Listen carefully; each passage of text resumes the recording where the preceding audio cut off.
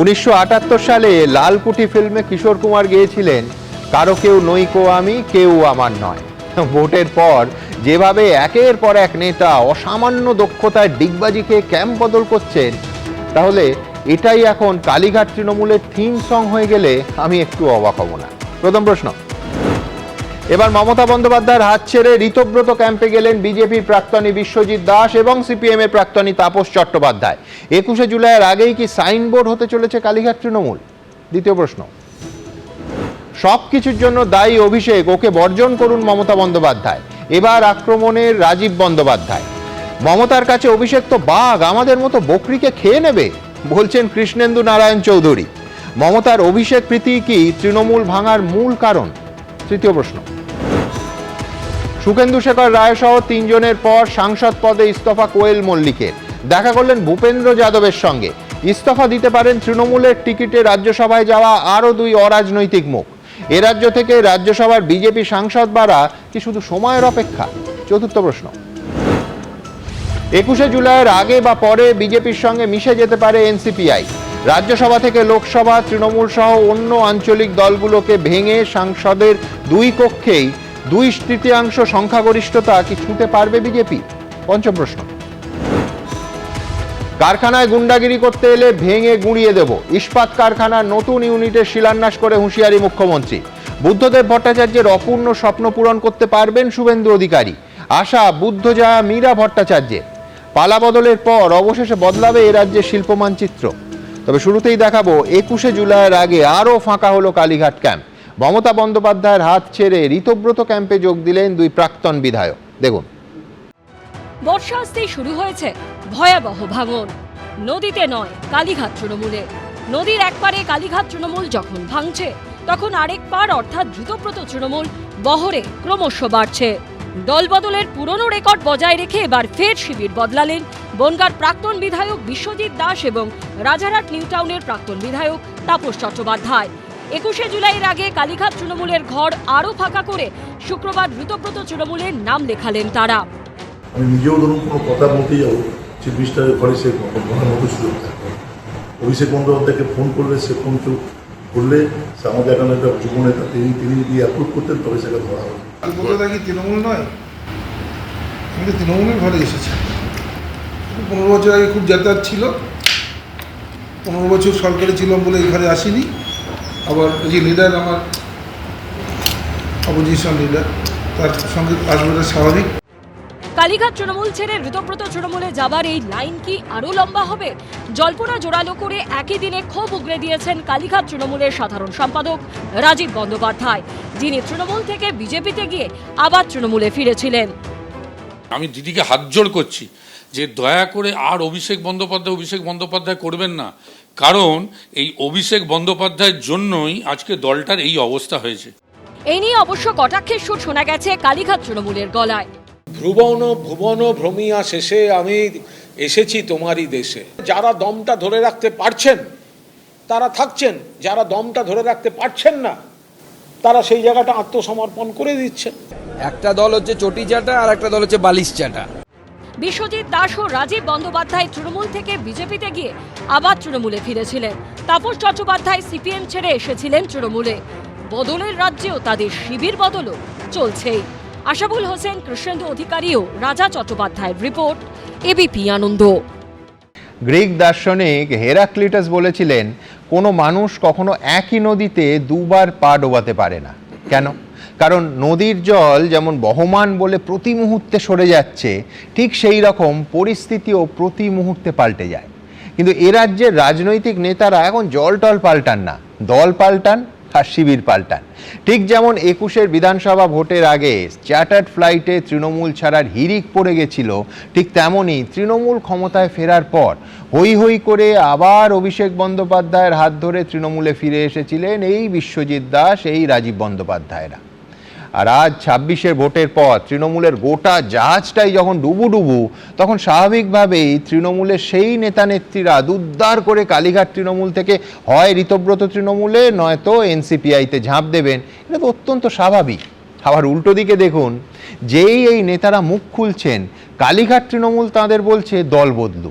কিন্তু যখন এই নেতারাই বিজেপি বা সিপিএম থেকে দল বদলে তৃণমূলে আসছিলেন, কেউ কেউ আবার তৃণমূল থেকে অন্য দলে গিয়ে আবার তৃণমূলে ফিরছিলেন, তখন এই মমতা বন্দ্যোপাধ্যায় এবং অভিষেক বন্দ্যোপাধ্যায়ই তাকে দুহাত বাড়িয়ে উত্তরীয় পরিয়ে ফিরিয়ে এনেছিলেন সসম্মানে।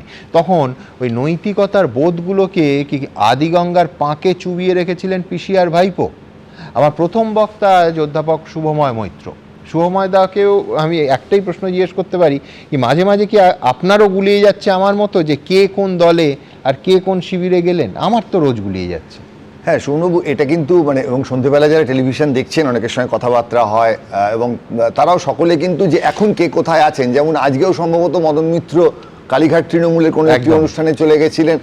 এখন প্রশ্ন হচ্ছে সেই মনে রাখার দরকার আছে কিনা, এবং এইখানে সন্ধ্যেবেলা খুব তাত্ত্বিক আলোচনা না করাই ভালো, কিন্তু তার সত্ত্বেও যে আপনি হেরাক্লিটাসের কথাটা বললেন, এই ভদ্রলোক যে 500 খ্রিস্টপূর্বাব্দ সেই সময়ে যে দর্শন তার, এই যে একই নদীর জলে পা না ডোবানো, এই বিষয়টা হচ্ছে উনি একটা বহমানতার কথা বলেছেন। এই প্রি সক্রেটিস যুগে, এতটা আগে, সেই সময় একটা বহমানতার কথা বলা, এবং থাকতেন ওই তুর্কি অঞ্চলে, প্রচুর আলোচনা ছিল, এবং সেইখানে মানে প্যারাডক্সিক্যাল যে জায়গাটা, সেই কথা, যেমন ধরুন একটা রাস্তা উপরে উঠছে, আচ্ছা সেই রাস্তাটাই তো নিচে নামছে।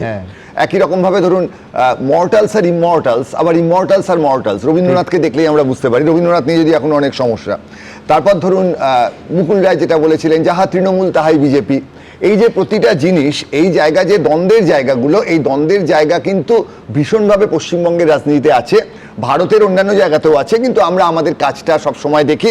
এবং এখানে বিশেষ করে যখন সিপিএম কংগ্রেসের যে রাজনীতি ছিল, সেইখানে একটা সরল রৈখিকতা ছিল যে চট করে কংগ্রেসের কোনো একটা লোক, সিপিএম তো ক্রমাগত জিতেছে কিন্তু কংগ্রেসে আসেনি, কংগ্রেস থেকে সিপিএমে আসেনি বা সিপিএম নেয়নি, তৃণমূল আর বিজেপি, তৃণমূল ক্ষমতায় আসার পর থেকে এই সংস্কৃতি শুরু হয়েছে। অর্থাৎ হেরাক্লিটাস যে কথা বলেছিলেন, সেই জায়গাটা তৃণমূলের যে রাজনীতি, তার সঙ্গে যদি দার্শনিকতার তুলনা করা হয়, সেই জায়গায় একেবারে মিলেমিশে গেছে। আপনি কয়েকটা উদাহরণের মধ্যে আসি, এই যে ঋতব্রত বাবু বিজেপির সঙ্গে মিলেমিশে কাজ করছেন, এই আলোচনাটা আমাদের সামনে আসছে। শুভেন্দু বাবুর সঙ্গে দিল্লিতে স্বল্প সময়ের জন্য দেখা করেছিলেন, ফিরে এলেন, সবাইকে ডাকলেন, একসঙ্গে দল করে ফেললেন। এবার এটা প্রমাণ হবে কি করে যে ঋতব্রত বাবু সত্যিই যে বিজেপির সঙ্গে কাজ করছেন মিলেমিশে, এই জিনিসটা প্রমাণ হবে কি করে? তিনি তো যে বিধায়কের সংখ্যা দিয়ে সঠিকভাবেই পশ্চিমবঙ্গের বিরোধী, ফলে এই দ্বন্দ্বের জায়গাটা আসছে। দ্বিতীয় হচ্ছে দুর্নীতি এবং প্রশাসনিক ব্যর্থতা নিয়ে তো বারবার কথা আসছে।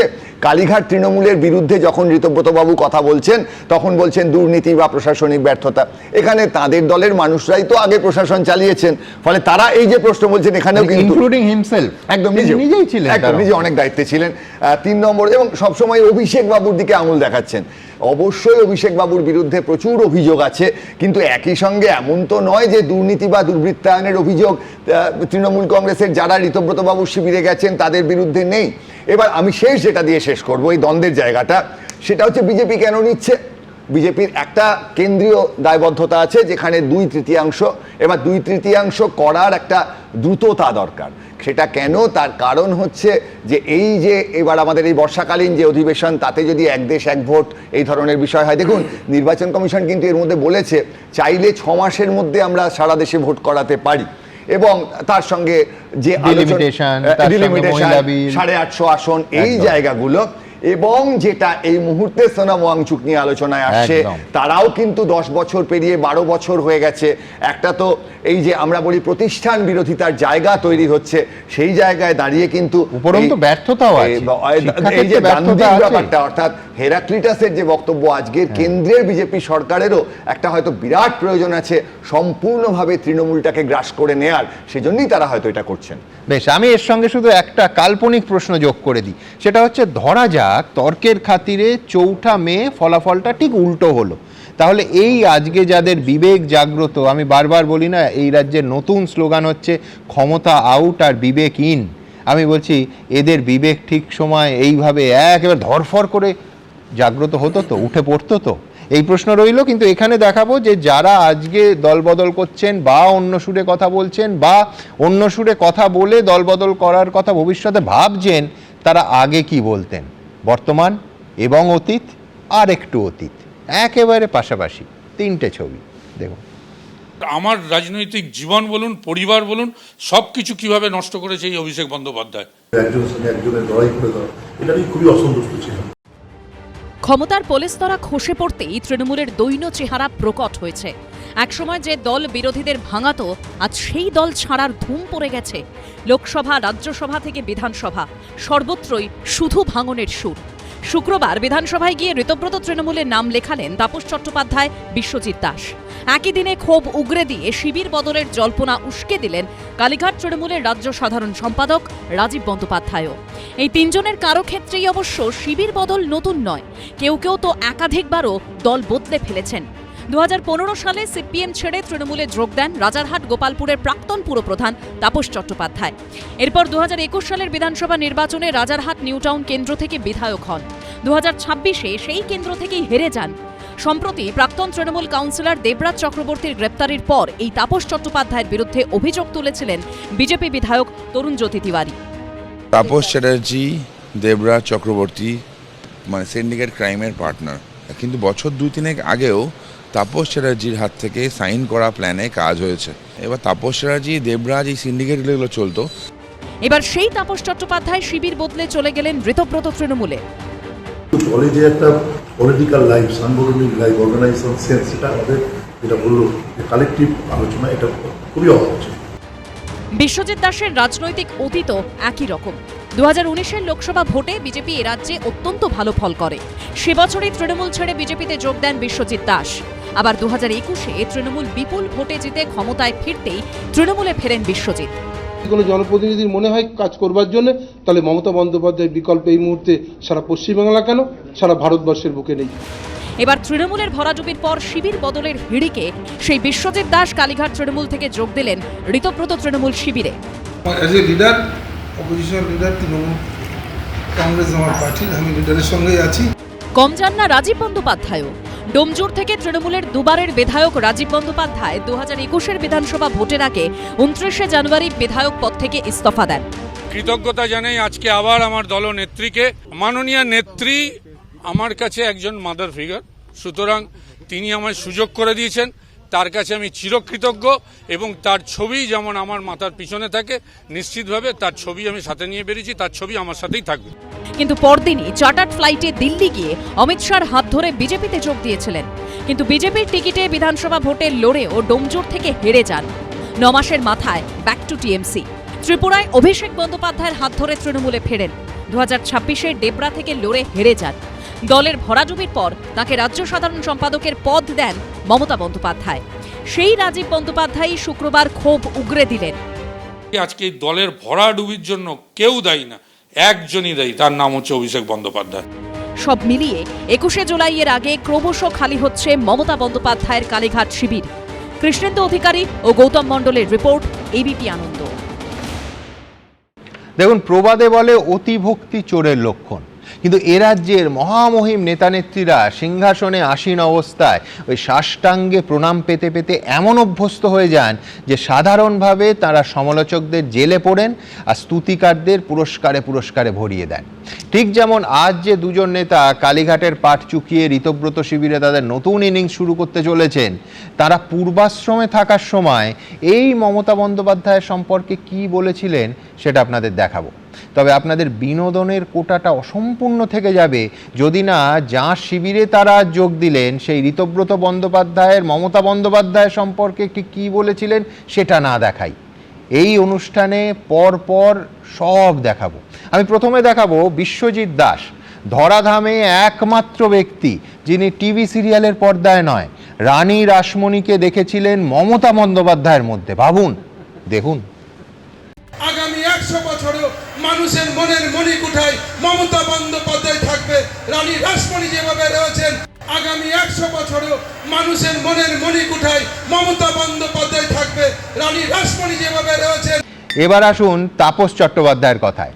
3 দশক সিপিএম করার পর দল ছাড়ার সময় 2015 সালে দ্য টেলিগ্রাফ পত্রিকাকে বলেছিলেন কোট আনকোট, মমতাদির মধ্যে আমি বাম আদর্শকে খুঁজে পাই। মমতা বন্দ্যোপাধ্যায় এবং জ্যোতি বসুর কাজের ধরন সম্পূর্ণ একই রকম। ভাবুন একবার। আচ্ছা, এবার আসি রাজীব বন্দ্যোপাধ্যায়ের কথায়।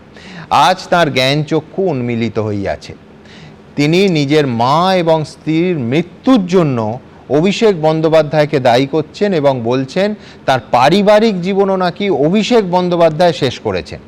কিন্তু তিনি তো মমতা বন্দ্যোপাধ্যায়ের মধ্যেই নিজের মাকে খুঁজে পেতেন, কখনো নিজের দ্বিতীয় মাকে, কখনো ভারতবর্ষের মাকে। 2021 সালের 31শে অক্টোবর যেদিন বিজেপি থেকে তৃণমূলে গেছিলেন, রাজীব বন্দ্যোপাধ্যায় বলেছিলেন আগামীকালে শুধু বাংলার নয়, ভারতবর্ষের মা, ভারতবর্ষের দেবী হবেন মমতা বন্দ্যোপাধ্যায়, আর আমাদের নেতা হবেন অভিষেক বন্দ্যোপাধ্যায়। একবার দেখে নি, মনে করিয়ে দিই আপনাদের, দেখুন।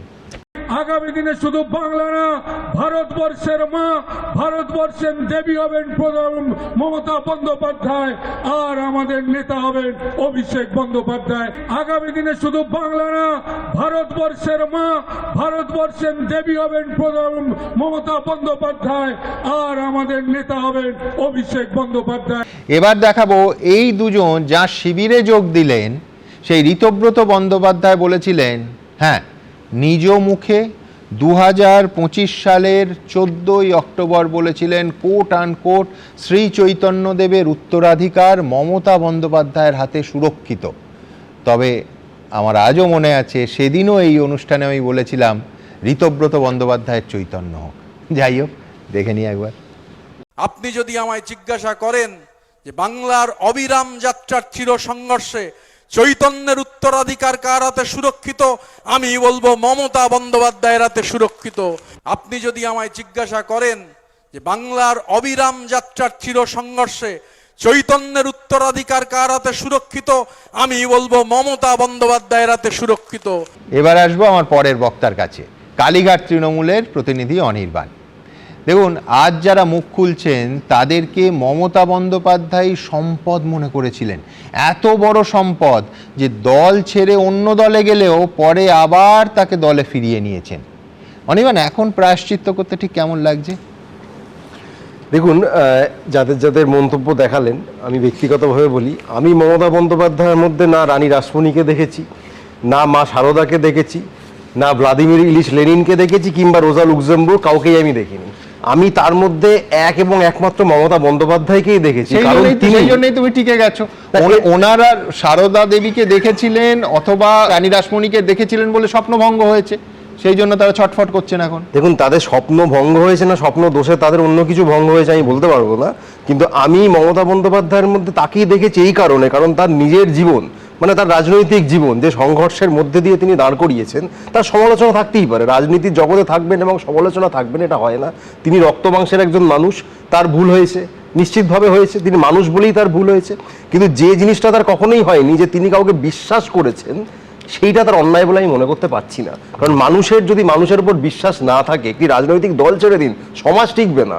এদের ওপর মমতা দিয়ে বিশ্বাস করেছেন, তাদেরকে যাবতীয় রাজনৈতিক প্রতিষ্ঠার জন্য সব রকম সাহায্য করেছেন, কার্যত তার রক্ত ঘামের যে লড়াই, সেই পুঁজিটাকে ব্যবহার করে এরা নিজেদের আখের গুছিয়েছে। ঠিক, কিন্তু অনির্বাণ, পাশাপাশি এইটাও বলো, একটা আমায় উদাহরণ দেখাও যে একবার মমতা বন্দ্যোপাধ্যায় এদের কাউকে বলেছেন যে না, আমি রানী রাসমণি নই, আমি মা শারদা নই, তিনি পূজ্য, ঠাকুর ঘরে তার স্থান, তোমরা এই কথা বলো না। আমি বলছি এইটা পাবলিকলি কেন বললেন না? সেদিন বললে আজকে বলতে পারতেন যে এরা স্তুতি করেছে।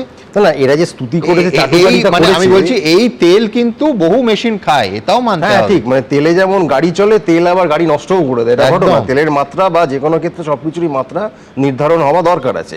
এবার এখানে দেখুন, প্রত্যেকের একটা স্ক্রিপ্ট, একটা চিত্রনাট্য মেনে তারা হয় যাচ্ছেন বা যাবো করছেন। সেটা হচ্ছে অভিষেক বন্দ্যোপাধ্যায় খুব খারাপ, এইখানে কিন্তু একটা সন্দেহের উদ্রেক হয়, বা আমরা খুব নিশ্চিতভাবে জানি যে তাদের প্যাকেজের একটা অংশ, যে ভাই দল ছাড়ো, মমতা বন্দ্যোপাধ্যায়কে ছাড়ো এবং অভিষেককে নিশানা করো, যত দোষ অভিষেক বল, এটা তোমাদের বলতেই হবে। কেন এই তফাৎটা কি? যদি এনারা বলতেন যে মমতা বন্দ্যোপাধ্যায়কে দায়ী করে ছাড়তেন, কি তফাৎ হতো? তারা করবেন না, তারা অভিষেক দাকেই দায়ী করবেন, কারণ অভিষেক দাকে দায়ী করবার তাদের প্রয়োজন আছে, কারণ যেভাবে হোক তাকে কালিমালিপ্ত করতে হবে।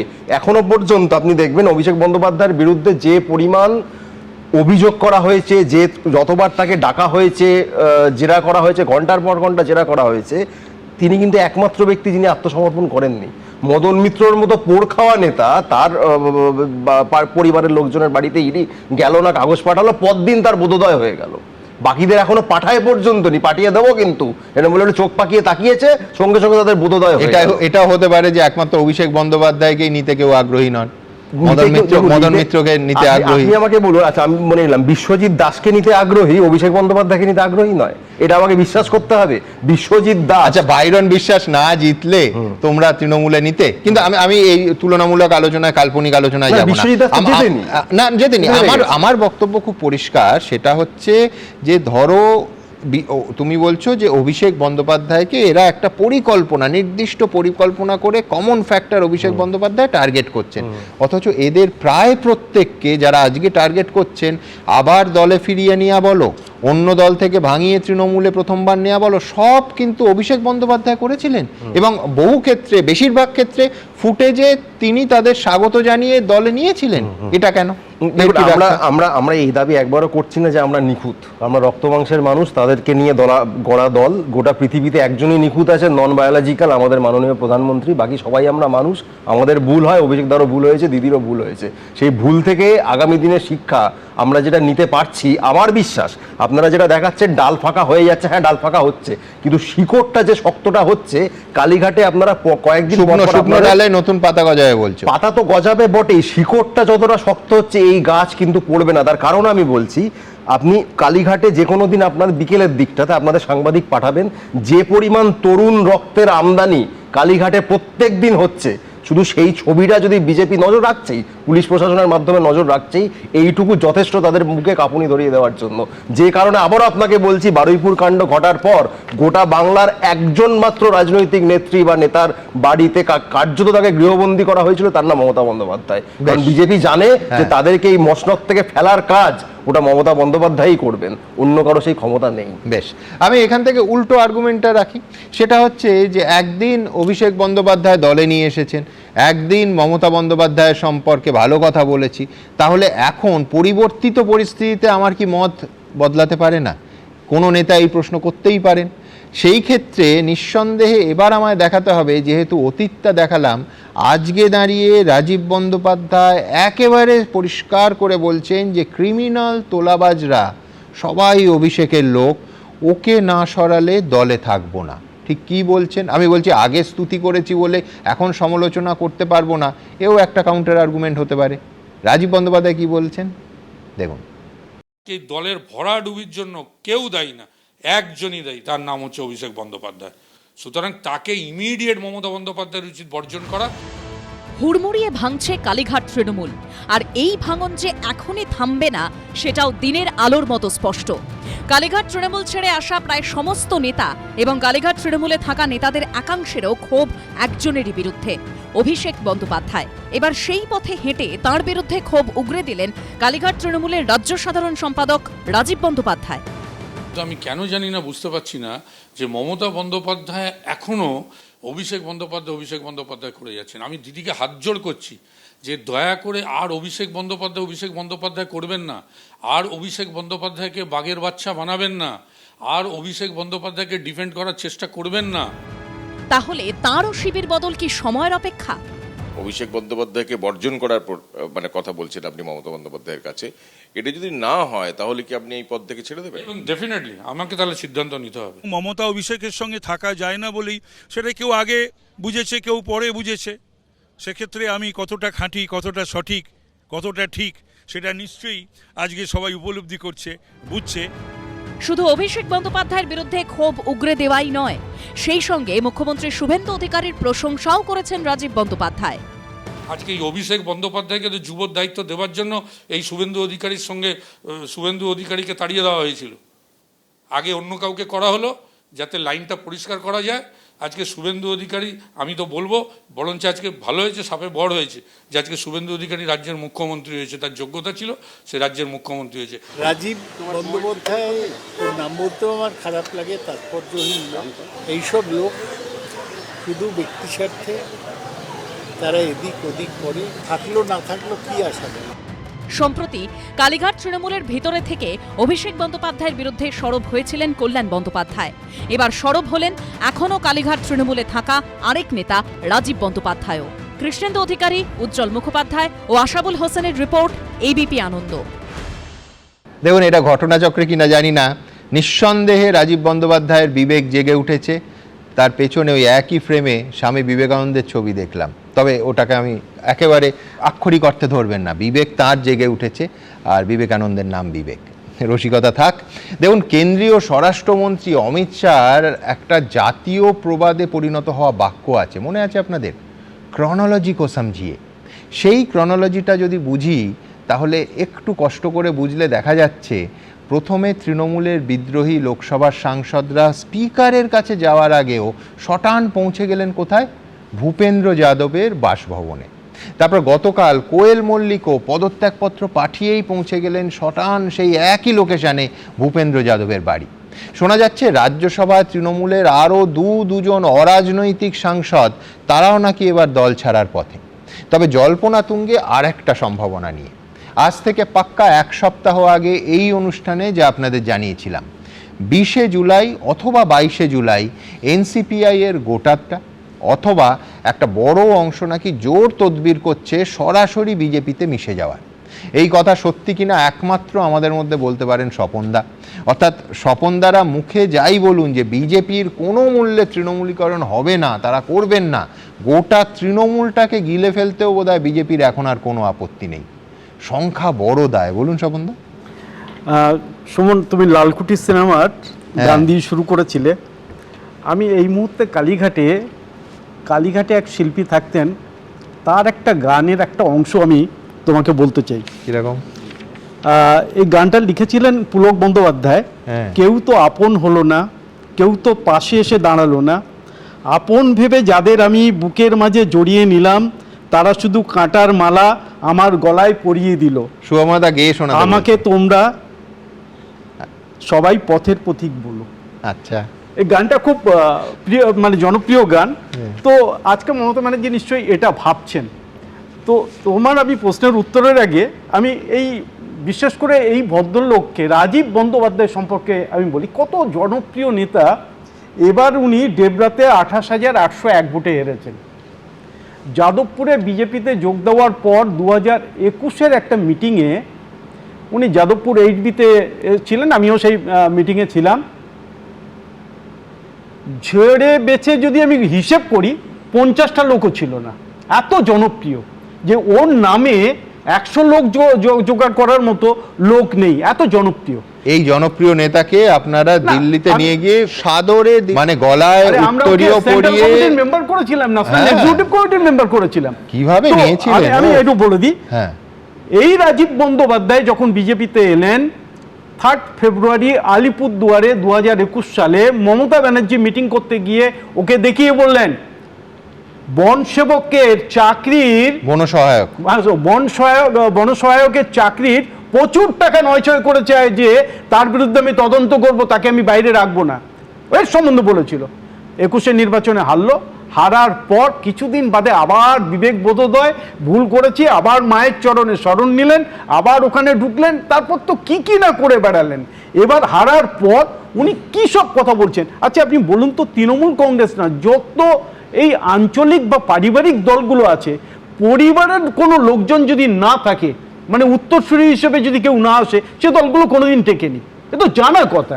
তো অভিষেক ব্যানার্জি যদি, আমি বলছি যে কথাটা সকলে বলছি, আমিও একই কথা বলছি, যদি মমতা ব্যানার্জি জিততো, এই রাজীব বন্দ্যোপাধ্যায়, বিশ্বজিৎ দাস থেকে শুরু করে লাইন দিয়ে অভিষেক ব্যানার্জির যা স্তুতি, শুধু নয়, হয়তো স্যালুট দিতে দিতে সব হচ্ছে ওর বাড়িতে পৌঁছে যেত, এটা হতো। কিন্তু কথাটা হচ্ছে যে তৃণমূল কংগ্রেসের যে অস্তিত্ব যে অবস্থায় আছে, আমরা তৃণমূল কংগ্রেসকে নিয়ে কেন আমরা বিজেপি থেকে আলোচনা করব? আমরা কেন করব? আমরা ওদের দলের কি হলো, কে গেল, কি থাকলো, কিচ্ছু নয়। আমরা সিপিএম সম্পর্কে বলতাম না, আলোচনা করতে হতো না যদি না 3.5 ঘন্টার মধ্যে ওই দল থেকে নিয়ে আপনি টিকিট দিতেন 3 জনকে রাজ্যসভায়। আমি এটা উত্তর দেব। যদি না আপনি তো উত্তর দেবেন, যদি না পদত্যাগপত্র পাঠানোর সঙ্গে সঙ্গে তাকে ভূপেন্দ্র যাদবের বাড়িতে তৃণমূলের সাংসদকে দেখা যেত, যদি না স্পিকারের সঙ্গে দেখা করার আগেই প্রায় 20 তৃণমূল সাংসদ ভূপেন্দ্র যাদবের বাড়িতে গিয়ে মিটিং করতেন না, আমি এই 3টে ঘটনা না হলে আপনাকে জবাবও দিতে হতো। আমি এটার উত্তর দেবো। আমরা 2021-এ, তোমার মনে আছে, আমরা 77 থেকে 2 জন যারা লোকসভা সদস্য ছিলেন পদত্যাগ করার পর 75 হলো। 5 বছরে 10 জনের বেশি তৃণমূল কংগ্রেস ভাঙাতে পারেনি। আর সেই 10 জনের যতজনকে আবার টিকিট দিয়েছিল কেউ জেতেনি, সবাই হেরেছে, একজনও কেউ জেতেনি। তো তার কারণ হচ্ছে না, এরা যারা যাচ্ছেন তারা সবাই জেতার জন্য যাচ্ছেন নাকি? তারা নিজেদের সুরক্ষিত রাখতে যাচ্ছেন, বাঁচার জন্য যাচ্ছেন। এরা জাস্ট সার্কাসের পুলিশের হাত থেকে যাচ্ছেন। এরা সার্কাসের যে জোকার, এদের নীতিভ্রষ্ট, এরা আদর্শহীন রাজনৈতিক ব্যবসাদার, ব্যবসা করার জন্য এরা রাজনীতি করে। সব দোষ বেচারা জোকারের, আর রিং মাস্টার তিনি কিছু জানেন না, ভাজা মাছ উল্টে খেতে জানেন না, ভাজা পনির উল্টে খেতে জানেন না, কি করবে বললাম না। এক সেকেন্ড, তারা কি করবে, কোন দিকে যাবে সেটা নয়, আমি বলছি তুমি যেটা বলছো দিল্লিতে, আমি তৃণমূল দলের যতজন এমপি আছে, যতজন রাজ্যসভায় বা লোকসভায় আছে, এমনকি তৃণমূল কংগ্রেসের যারা এবার বিধানসভায়ও জিতেছে, একজনেরও ইন্ডিপেন্ডেন্ট হিসেবে নিজের বুথের জেতার মতো তাদের ক্ষমতা নেই, একজনেরও নেই। তাই আমার লোকসভার বাধ্যবাধকতার জন্য, আমার রাজ্যসভার বাধ্যবাধকতার জন্য কেউ যদি আমাদের সঙ্গে সমর্থন করতে চায়, আমাদের অসুবিধাটা কোথায়? আমরা 2/3 হতে হবে, সেই জন্য প্রয়োজন। এক সেকেন্ড, আমার নিতে আমাদের অসুবিধা কিছু নেই, কিন্তু পশ্চিমবাংলার বিধানসভার ক্ষেত্রে যদি আমি বলি, আমরা 2008-এর আগে দাদা আপনার নিতে অসুবিধা নেই, আমাদের দেখতেও অসুবিধা ছিল না যদি সংকল্পপত্রে বলে দিতেন কি কি ক্রাইটেরিয়া থাকলে একজন মানুষ ভালো তৃণমূল হতে পারে, আর কি কি ক্রাইটেরিয়া থাকলে একজন মানুষ খারাপ তৃণমূল হতে পারে। আপনি বলবেন সুকান্ত মজুমদার ভোট প্রচারে বললেন প্রকাশ চিক বড়াই হচ্ছে গরু পাচারকারী, তাকেই তো রাজ্যসভায় পাঠাচ্ছেন, তাহলে কে ঠিক? সুকান্ত মজুমদার মিথ্যে বলে একজন মন্ত্রী, তিনি ওখানে গেছেন, ওখানকার যে ইনফরমেশন ওর কাছে তুলে দেওয়া হয়েছে তার ভিত্তিতে বলেছেন।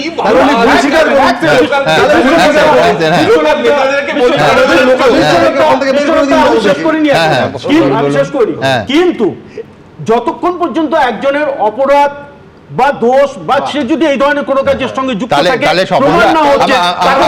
এই প্রশ্ন আপনারা ঠিক করে নিন যে স্বপন দাস দেবে না অনির্বাণ দেবে, সেটা একেবারে পরিষ্কার।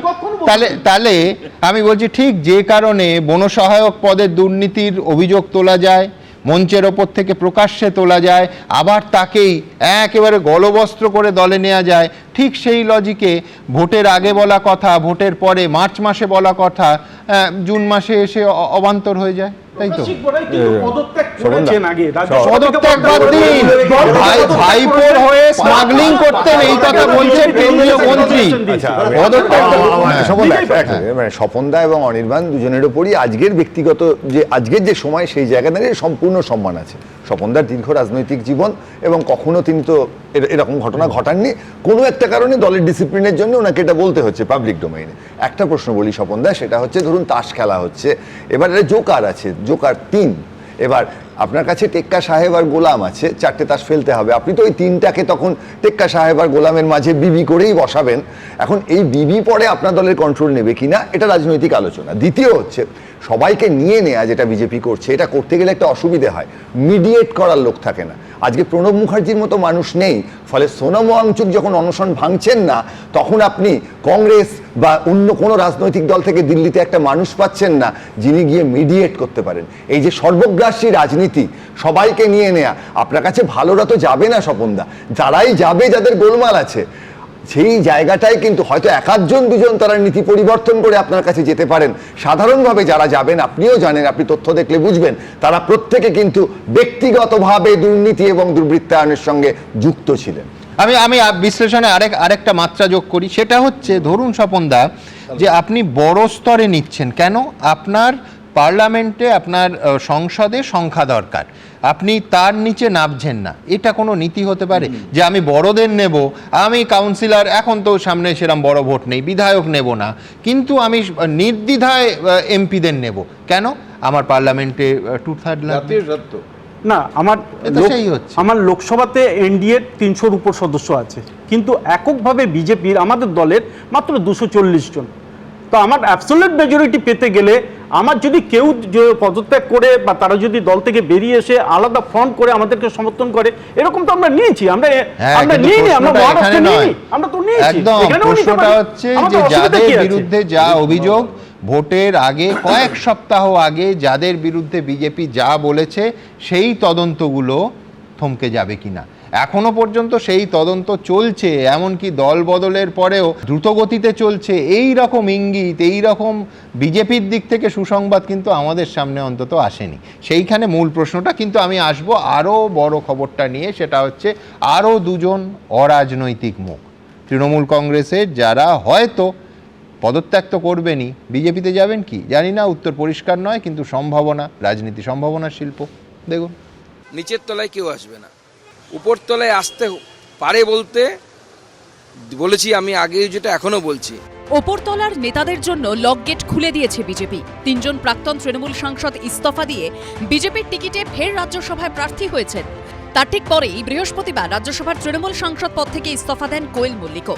তিনিও কি এবার সুখেন্দু শেখর রায়, সুস্মিতা দেব ও প্রকাশিক বড়াইকের পথেই হাঁটবেন? তার কি বিজেপির টিকিটে রাজ্যসভায় যাওয়া কার্যত পাকা? কোয়েল মল্লিক আগে থেকেই প্ল্যান করেছিলেন যে তৃণমূলে তিনি থাকবেন না। আগামী দিনে তিনি ইস্তফা দিয়েছেন, আগামী দিনে তিনি আবার রাজ্যসভায় পৌঁছবেন, যেরকম বাকি 3 জন সাংসদের সাথে হয়েছে। বিজেপির শক্তি রাজ্যসভাতে আরো বাড়ছে।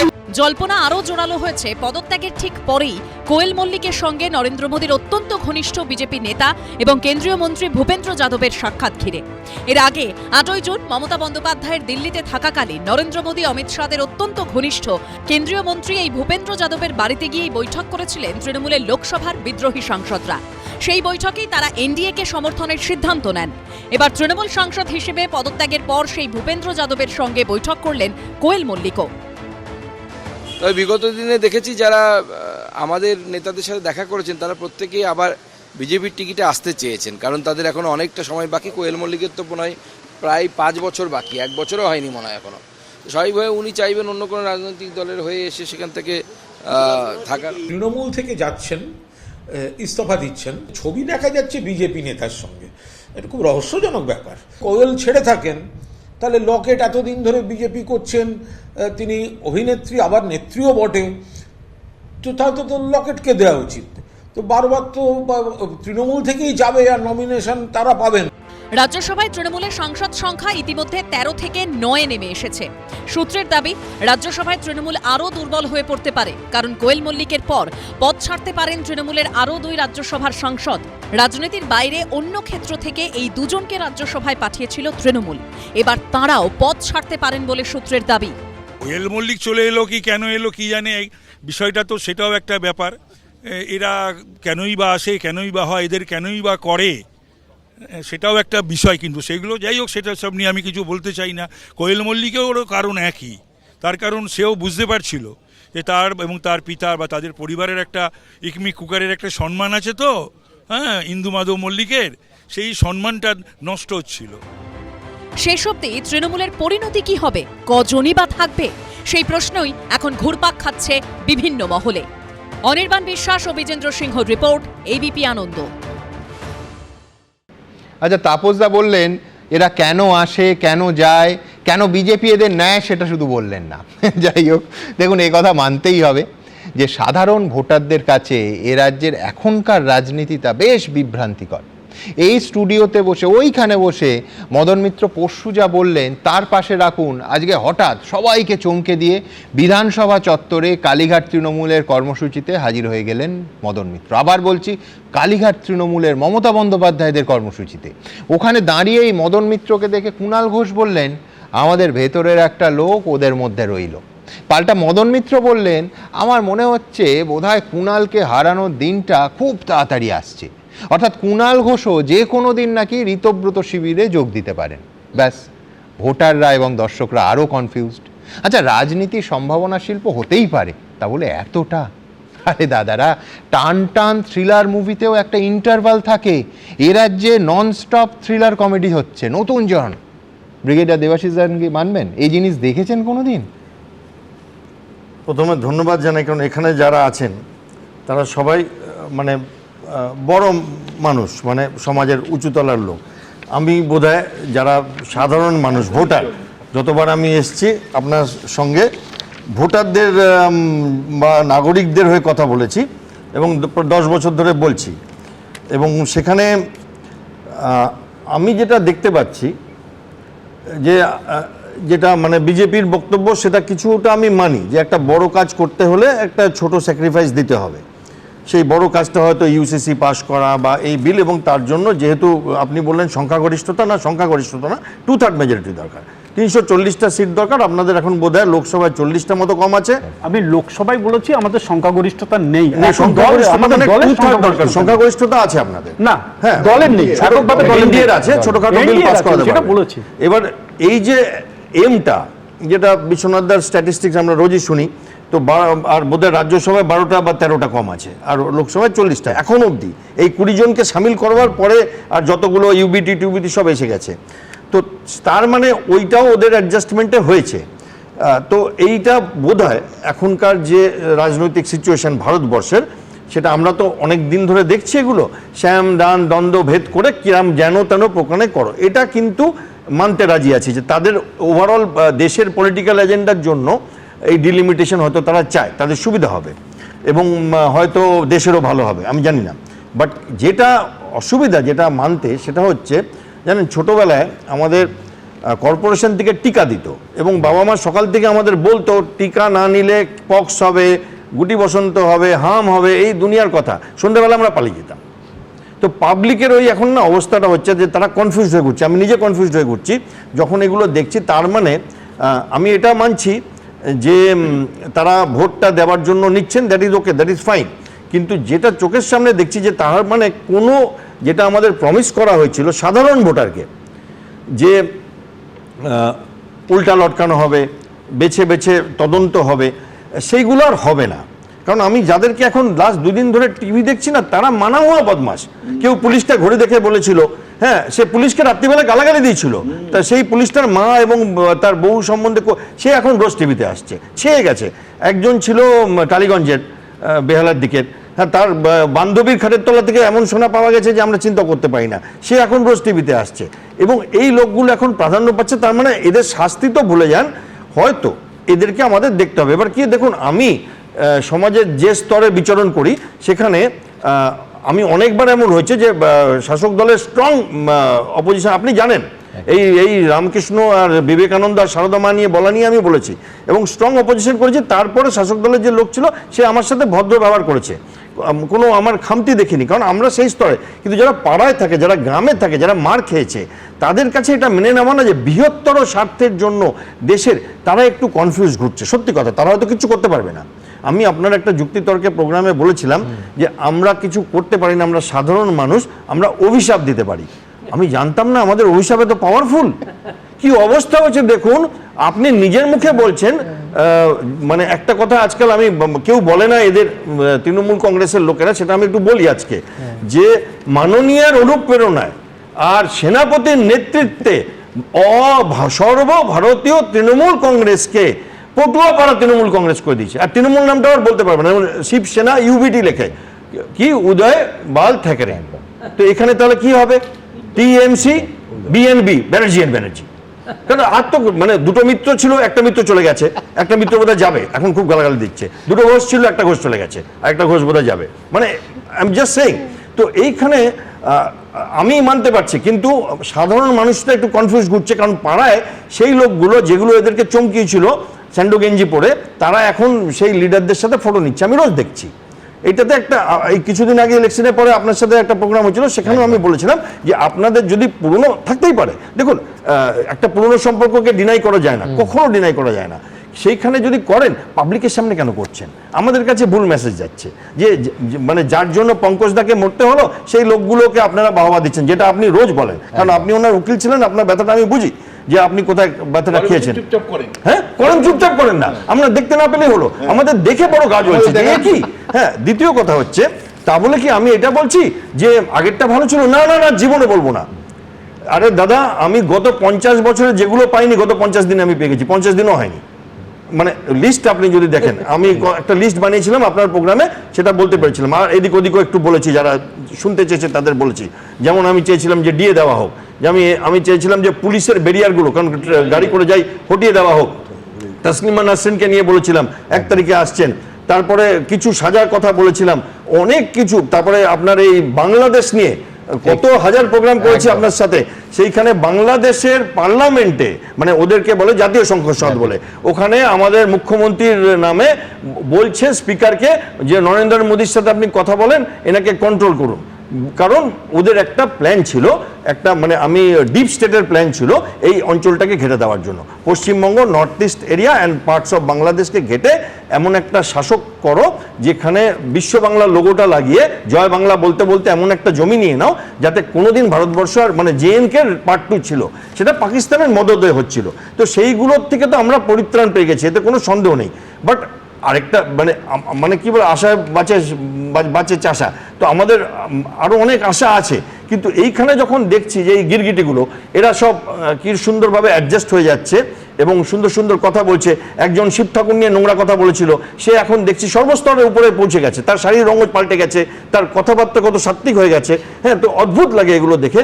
এবং এটা মানে সামগ্রিকভাবে দেখতে পাচ্ছি সিনেমা আর্টিস্টদের মধ্যে, লেখকের মধ্যে, কবিদের মধ্যে, সেইখানে মানুষের তো চরিত্র ঠিক আছে, তারা যেদিকে গুড় আছে সেদিকে যাবে, কিন্তু আমরা একটু কনফিউজড হয়ে ঘুরছি যে একদিকে যেমন আমি অনেক কাজ দেখতে পাচ্ছি পশ্চিমবঙ্গ সরকারের কথা বলছি, বাট সেখানে শ্রমিকরা যেমন, দেখুন আপনার প্রোগ্রামে আমার সুযোগ হয়েছে ওনার পাশে বসে কথা বলবার, ওনার কথা শুনবার, এবং সত্যি ভালো কথা বলেন, এবং মানে আপনার ইন্টারভিউটাও দেখেছি, ওনার অনেক কিছু জানতে পেরেছি। বাট উনি একটা কথা বলেছেন, বিচ্যুতি না ব্যতিক্রম।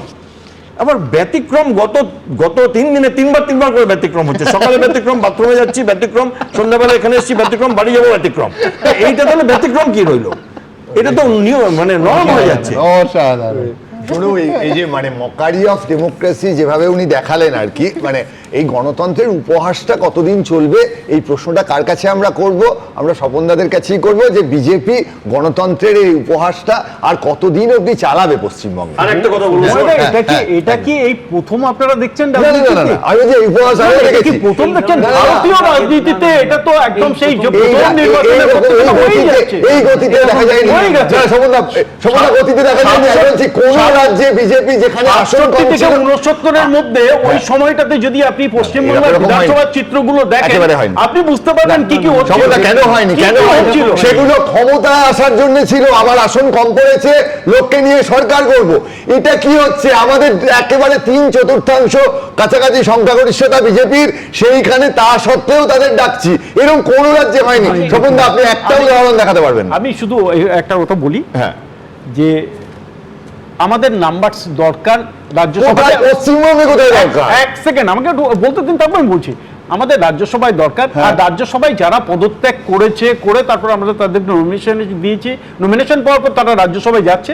আমি তাদের বলি, এরা দিল্লিতে থাকতো, এরা যদি পদত্যাগ না করতো, তৃণমূলেও যদি থাকতো, বা তৃণমূল যদি পদত্যাগ করে ওরা পিছনে বেঞ্চে বসে সুযোগ সুবিধা যা পাওয়ার, এখনো 5 বছর 5.5 বছর প্রত্যেকের আছে, ওরা দিব্যি রাজ্যসভা সদস্য হিসেবে কাজ করতেই পারতো। ইস্যুটা ওদের কি ভবিষ্যৎ তো তা নয়। ইস্যুটা হচ্ছে যাকে আপনি মার্চ মাসে ওয়াগন ব্রেকার বলেছিলেন, মার্চ মাসে স্মাগলার বলেছিলেন, তাকে নিজের দলে নেয়া। ধাক্কাটা ওইখানে, আর কোথাও নয়। প্রকাশিক বড়াই বাদে বাকি 3 জন সম্পর্কে কোনো দুর্নীতির কোনো অভিযোগই নেই। দাদা, আপনি নিশ্চিত এই সংখ্যাটা 3 বা 4-এ থামবে? তার মানে আমি বলছি পরের সপ্তাহে এসে আপনাকে তো সংখ্যা বাড়িয়ে যেতে হবে। পরের সপ্তাহে আপনি এসে আমাদের লোকসভাতে 318 জন আছে, আমার 2/3 দরকার হলে আমার ওটা দরকার 363। কিন্তু আমি বলছি, আমি এই সংখ্যা ছেড়ে আজকের ঘটনায়ও আসবো, কিন্তু তার আগে দ্রুত আপনাদের সামনে এই যে মদন মিত্র এবং কুণাল ঘোষ, এই দ্বৈরথ হঠাৎ করে পালাবদল। মদন মিত্র তাহলে ফিরে গেলেন না? তিনি ফেরেননি, তাহলে বলছেন কি? তাহলে ওখানে কেন? নানা প্রশ্ন, কি উত্তর? দেখুন নিজেরা সমাধানে পৌঁছতে পারেন কিনা, তারপর আবার কথা বলবো। দেখুন, ভালো তো, আমাদের একজন লোক যদি ওদিকে থাকেন, খবরাখবরও পাওয়া যাবে। আমার মনে হচ্ছে বোধহয় কুণালের হারাবার দিনটা খুব তাড়াতাড়ি। রাজ্য রাজনীতিতে এখন চমকের পর চমক। এবার তেমনই এক চমক দেখা গেল বিধানসভার সামনেও। বুধবার ঋতব্রত তৃণমূলের নাম লেখানো মদন মিত্রকে শুক্রবারই দেখা গেল কালীঘাট তৃণমূলের বিধায়কদের কর্মসূচিতে। দুপক্ষের কথোপকথনও উস্কে দিল জল্পনা। মদনদা শারীরিকভাবে ফিজিক্যালি হয়তো ওইদিকে গেছেন, কিন্তু মদনদাও বিশ্বাস করেন রেপিস্টকে। মদনদার মন অন্যদিকে পড়ে আছে, কাপুরুষের মতো ইডি দিয়ে বৌদি আর ছেলেদেরকে নোটিশ দিয়েছে, ফলে আমরা চাই মদনদা ভালো থাকুক, 2-4 দিন যা মন চায় প্রাণ চায় বলুক। আমরা এটুকু জেনে রাখছি, আমাদের ভেতরের একটা লোক ওদের মধ্যে রইল। আমি চাই শোভনদা আগামী 10 বছর বিরোধী আসনে বসুক। 10 বছর বিরোধী আসনে বসবো, সরকারি আসনে এটা কি বললি? ঠিক ঠিক ঠিক, সবার আসিব ফিরে। স্ত্রী এবং 2 ছেলেকে ইডি তলব করার পরেই বুধবার বিধানসভায় ঋতব্রত বন্দ্যোপাধ্যায়ের ঘরে পৌঁছে গেছিলেন মমতা বন্দ্যোপাধ্যায়ের দীর্ঘদিনের সঙ্গী মদন মিত্র। অভিষেক বন্দ্যোপাধ্যায়ের যে বাড়ি এবং তার চারপাশে নিঃশ্বাস নেওয়া যাচ্ছিল না, আর এত নিয়ম কানুন, এত সবকিছু, এত কিছু মেনে চলা পোষাচ্ছিল না। অনুব্রত মণ্ডল যদি আননাইন হন, মদনদা হচ্ছেন আমাদের রোনাল্ডিনো। কিন্তু এর দুদিনের মধ্যেই ফের কালীঘাট তৃণমূলের কর্মসূচিতে কেন? জল্পনার আবহে ইঙ্গিতপূর্ণ মন্তব্য করেছে দুপক্ষই। ইডির চিঠি গেছে বৌদিকে এবং ছেলেদের টার্গেট করে, ওনাকে ক্যাম্প বদল করতে হয়েছে। ভালো তো, আমাদের একজন লোক যদি ওদিকে থাকেন, খবরাখবরও পাওয়া যাবে। এখন এই বিপদটা কাটিয়ে নিন, তারপরে মদনদা আবার মদনদার খেলা শুরু করে দেবে। আজ মন চেয়েছে আমি হারিয়ে যাব আমি তোমার সাথে। এখন কুনাল ঠিক আমার সঙ্গে হারাতে চাইছেন না অন্য কিছু করতে চাইছেন বুঝতে পারিনি। তবে আমার মনে হচ্ছে বোধহয় কুনালের হারাবার দিনটা খুব তাড়াতাড়ি। কে কোন দিকে, কে কার পাশে, রহস্য থেকেই যাচ্ছে। আশাফুল হোসেন ও কৃষ্ণেন্দু অধিকারীর রিপোর্ট, এবিপি আনন্দ। দেখুন, সাম্প্রতিককালে ওটিটি প্ল্যাটফর্মে একটা অত্যন্ত জনপ্রিয় কন্টেন্ট হলো আশারাম বাপুর ওই ঘটনার ছায়া অবলম্বনে সির্ফ এক বান্দা কাফি হ্যায়। এখন অভিষেক বন্দ্যোপাধ্যায় সম্পর্কে এই একটি শব্দবন্ধই যথেষ্ট, সির্ফ এক বান্দা কাফি হ্যায়। জলজ্যান্ত একটা গোটা দলকে উঠিয়ে দিতে তিনি একাই যথেষ্ট। একই দিনে আজ রাজীব বন্দ্যোপাধ্যায়ের পর ফের একবার মুখ খুললেন কৃষ্ণেন্দু নারায়ণ চৌধুরী। কৃষ্ণেন্দু বলছেন যে অভিষেক বাঘ হলে দলে আমাদের স্ট্যান্ডার্ড তো বকরি, বাঘের কাছে বকরি থাকলে তো বাঘ খেয়ে নেবে। অতএব কৃষ্ণেন্দু বাবু যে অভিষেকের জন্যই দল থেকে পাত্তারি গোটাচ্ছেন সেটা একেবারে স্পষ্ট করে দিয়েছেন। দেখি আজকে এবিপি আনন্দকে কি বললেন তিনি। না, মমতাদি তো বলে দিয়েছে যে অভিষেক হচ্ছে বাঘের মতো লড়ছে। তো আমাদের স্ট্যান্ডার্ড তো খুবই বকরির মতো থেকে তো লাভ নেই। বাঘের কাছে বকরি হয়ে থাকলে খেয়ে নিবে আমাদেরকে। কালীঘাট তৃণমূলে থাকলে আপনাদেরকে বকরি হয়ে থাকতে হবে। হ্যাঁ, বাঘের বলে দিয়েছেন তো, বাঘের মধ্যে উনি করছেন মমতাদি। তাদের এখন পথ হচ্ছে ঋতব্রত তৃণমূলে যাওয়াই পথ। আপনাকে যদি ডাকে এর মধ্যে প্রস্তাব আসে কোনো? ডাকলে দেখা যাবে। যারা দেখেননি তাদের জন্য একবার দেখিয়ে দিই মমতা বন্দ্যোপাধ্যায় তার ফেসবুক লাইভে কি বলেছিলেন অভিষেকের এই ব্যাঘ্র রূপ সম্পর্কে। দেখুন, অভিষেক অনেক খারাপ আপনাদের কাছে, বাহানা হয়ে গেছে ওটা। আজকে আমি যখন ফেসবুক করছি সেদিনও ডেকে পাঠানো হয়েছে, 25টা 30টা কেস দেওয়া হয়েছে। সে তো সহ্য করছে, একটু সেটিং করে নিলে সব থেকে রিলিফ হতে পারতো। আজকে আপনারা বলছেন যে অভিষেক হচ্ছে আপনাদের আয়না, তাই আপনারা চলে যাচ্ছেন, এটা আপনাদের বাহানা। সে আজকে লড়ে যাচ্ছে বাঘের মতো, এরাই লড়বে। তার কারণ এরা 50 বছর আগামী দিন রাজনীতি করবে। আচ্ছা, ঋতব্রত আবার বলছেন অভিষেক আসলে বাঘ নয়, বাঘরোল। আমি এই জান্তব বিতর্কের মধ্যে নেই, কিন্তু কৃষ্ণেন্দু নারায়ণ চৌধুরী, আমার প্রশ্ন, তাহলে তিনিও কি ঋতব্রত তৃণমূলের দিকে পা বাড়াচ্ছেন? তবে এখানে জানিয়ে রাখি, আজ নয়াদিল্লিতে আমার সহকর্মী রুমা পাল্লের সঙ্গে মুখ্য নির্বাচন কমিশনার জ্ঞানেশ কুমারের একেবারে ইনফর্মাল ডিসকাশন হচ্ছিল কিছু সাংবাদিকের সঙ্গে। তো রুমা জ্ঞানেশ কুমারকে এদিনই ওই তৃণমূলের ভাঙন নিয়ে আবার বলছি ইনফর্মালি জিজ্ঞেস করে। জ্ঞানেশ কুমার বললেন যে দুপক্ষের কাগজপত্র এখনও পুরোটা খতিয়ে দেখা হয়নি, কাজেই কে আসল তৃণমূল সেটা এখনই বলছি না। এখন খেলা হবে স্লোগান ছিল তৃণমূল কংগ্রেসের, কিন্তু বিশ্বনাথ দা কি মনে করছেন খেলাটা কতটা জমলো এখন? না সুমনদা, খেলাটা থেকেও কিন্তু আমি বলছি সাধারণ মানুষ কিন্তু রীতিমতন বিরক্ত। সাধারণ মানুষ কিন্তু এতটাই বিরক্ত যে রাজনীতি বিমুখও আমি বলতে পারি, যে এত দ্রুততার সাথে মানে এরকম চললে মানুষই খেলে দিবেন। একদম ঠিক, সত্যি মানুষ বিরক্ত। কিন্তু যে প্রশ্নটা আমি বারবার তুলতে চাইছি, যে এইটা কৃষ্ণেন্দু নারায়ণ বললেন যে তিনি বকরি বাংলা হলো ছাগল, তো উনি মানে সত্যি বাঘ আর ছাগল একসাথে থাকে না। আর এটাও সত্যি যে ক্ষমতায় যখন ছিলেন তখন থেকেই কিন্তু অভিষেক বন্দ্যোপাধ্যায়ের বিরুদ্ধে একের পর এক অভিযোগ এসেছিল। কখনো সাধারণ মানুষ করেছেন, কখনো সংবাদ মাধ্যম করেছেন, কখনো দলের মধ্য থেকেও অভিযোগ আসছিল যে কায়দায় অভিষেক বন্দ্যোপাধ্যায় দলটা চালাতেন সেটা কোনো মানে সুস্থ ভদ্র নেতার দ্বারা পরিচালিত নয়, এক ধরনের মাফিয়াতন্ত্র কার্যত তিনি চালাতেন। ফলে যেই প্রশ্নটা আমি আপনাকে বলতে চাই যে আমি এতদিন আপনাকে বলছিলাম যে মমতা বন্দ্যোপাধ্যায়ের কাছে মানে কোনো অপশন নেই, হয় অভিষেককে সঙ্গে নিয়ে ডুবতে হবে চূড়ান্তভাবে, আর না হলে অভিষেককে ছেড়ে দিয়ে দলটাকে পুনর্জীবনে জীবিত করবার জন্য আরেকটা উদ্যোগ উনি নিতে পারেন। এইবার মমতা বন্দ্যোপাধ্যায় কিন্তু ছাড়ছেন না অভিষেক বন্দ্যোপাধ্যায়কে। এই অবস্থাতে অভিষেক বন্দ্যোপাধ্যায়ের কাছে আমার একটা অ্যাপিল, যদি সত্যি তৃণমূল কংগ্রেসটাকে আপনি ভালোবেসে থাকেন এবং আপনার পিসিকে ভালোবেসে থাকেন, আপনার দল ছেড়ে দেওয়া উচিত। যে প্রত্যেকটা মানে নেতা কর্মী সবাই আমাকেই দোষারোপ করছে, আমার স্টাইল অফ ফাংশনিংকে দোষারোপ করছে, সাধারণ মানুষ আপনার প্রতি বিরক্ত। আপনি যে কোনো একটা মানে জন এলাকায় যান, যে কোনো লোককে জিজ্ঞেস করুন যে তৃণমূলে এই ভরাডুবির কারণ কি, অভিষেক বন্দ্যোপাধ্যায়। ফলে অভিষেক বন্দ্যোপাধ্যায়কে উচিত নৈতিক কারণে দল থেকে, দলের যে পদ আছে সেখান থেকে পদত্যাগ করা, এবং একই সাথে ওনাকে পিছিকে বুঝিয়ে বলা যে আমার প্রতি তুমি আবেগ নিও না, আমি যদি সরে যাই, যদি দল দাঁড়ায় সেটা জনগণের জন্য, আমার দলের কর্মীর জন্য মঙ্গল। ফলে অভিষেক বন্দ্যোপাধ্যায়কে আমি অ্যাপিল আবার করব, আপনি স্বইচ্ছায় দল ছাড়ুন এবং আপনার দলের কর্মীদের বাঁচান। দ্বিতীয় যে প্রশ্নটা আপনাকে রাখতে চাই সুমনদা, যে উনি বলছিলেন, সঠিকভাবেই বলছিলেন কৃষ্ণেন্দু নারায়ণ চৌধুরী, যে উনি বকরি বলছিলেন, বকরির বাংলা হলো মানে ছাগল। এইবার প্রশ্ন হচ্ছে মানে বাঘের সাথে তো থাকবে না ছাগল, তাহলে ছাগলরা গিয়ে আরেকটা গোষ্ঠী তৈরি করেছে। এই ছাগলদের দিয়ে গণতন্ত্রে বিরোধী ভূমিকা পালন করা সম্ভব? মানে এই ছাগলগুলো সব একসাথে হয়েছে, এই ছাগলরা পশ্চিমবাংলায় বিরোধী দলের ভূমিকা পালন করতে চাইছে। আদতেও ছাগল দিয়ে মানে বিরোধী ভূমিকা পালন করা সম্ভব? অথচ গণতন্ত্রটা দাঁড়িয়েই থাকে এই অপোজিশন, স্ট্রং অপোজিশনের উপর। ছাগলদের উপর কিন্তু গণতন্ত্র টিকে থাকতে পারে না। যে প্রশ্নটা আপনাকে আমি রাখতে চাই, যে দেখুন সুমনদা, খুব ভালোভাবে শুভেন্দু অধিকারী কিন্তু ইনিংসটা শুরু করেছেন। আজকেও যদি আপনি দেখেন, বাঁকুড়ায় শ্যাম স্টিলের 15,000 কোটি টাকার সম্প্রসারণের লগ্নি একটা নিশ্চয়ই দেখাবেন।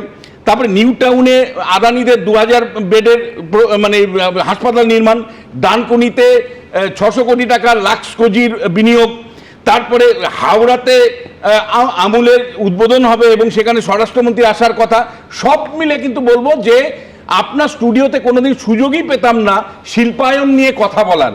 শুভেন্দু অধিকারীর নেতৃত্বে যে সরকার চলছে তাতে শিল্প নিয়ে আমি কথা বলতে পারছি, বিনিয়োগ নিয়ে কথা বলতে পারছি, খেলা মেলার বাইরে গিয়ে কিছু কথা বলতে পারছি, এটা কিন্তু একটা ভালো দিক। কিন্তু একই সাথে আপনাকে বলতে চাই যে বিজেপি মানে দল হিসাবে কিন্তু ক্রমশ তৃণমূলীকরণ ঘটছে। কেন আমি বলছি, শুধুমাত্র আপনার এখানে বলার জন্য বলছি না। আজকেই যদি আপনি দেখেন, সল্টলেকে বিজেপির এক স্থানীয় নেতা আরেকজন মানে তার মানে গায়ের জোরে একজনের বাড়ি দখল করে রেখেছিল, পুলিশ আজকে তাকে গ্রেপ্তার করেছে। আপনি অন্ততপক্ষে গত 7 দিনে 100টা মানে ঘটনা ঘটেছে, মানে বিভিন্ন বর্ধমান সমেত, যেখানে বিজেপির নেতারা টাকা তুলছে এবং তৃণমূলের নেতাদের নিরাপত্তা দেওয়ার নামে টাকা তুলছে। এবং এগুলোই তো তৃণমূলীকরণ। আমি বলছি তৃণমূলীকরণ মানেটা কি? আপনার স্টুডিওতে দিনের পর দিন আলোচনা করেছে কিভাবে তৃণমূল টাকা তুলতো।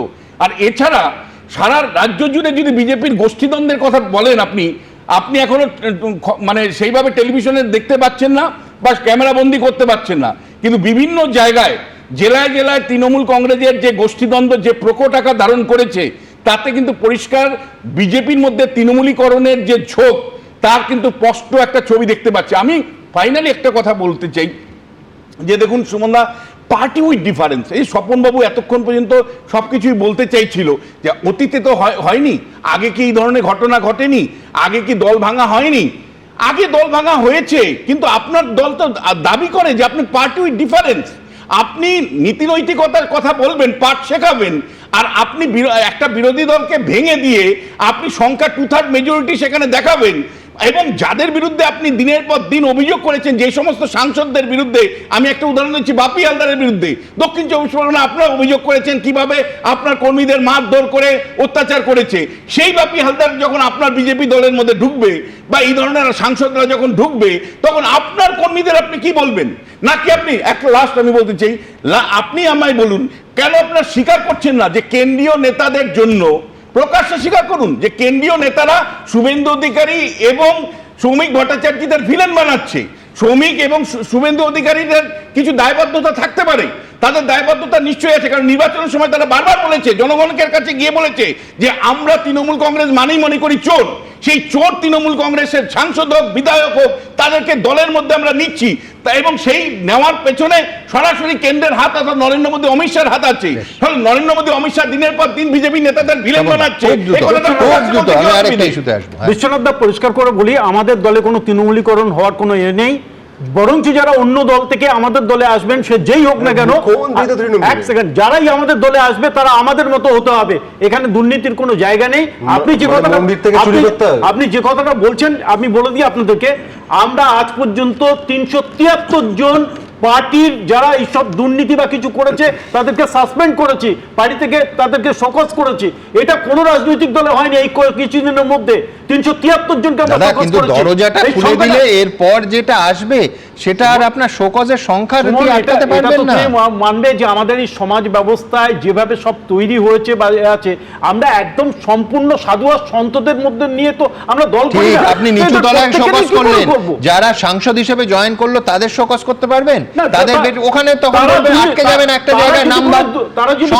তারা যদি কোনো দুর্নীতির সঙ্গে তাদের বিরুদ্ধে অভিযোগ হয়, তাদের শুধু শোকজ নয়, দল থেকে বহিষ্কার করা হবে। অভিষেক বন্দ্যোপাধ্যায় নিজে থেকে কেন ছাড়ছেন না? কথা হচ্ছে কেন ছাড়বেন এই যারা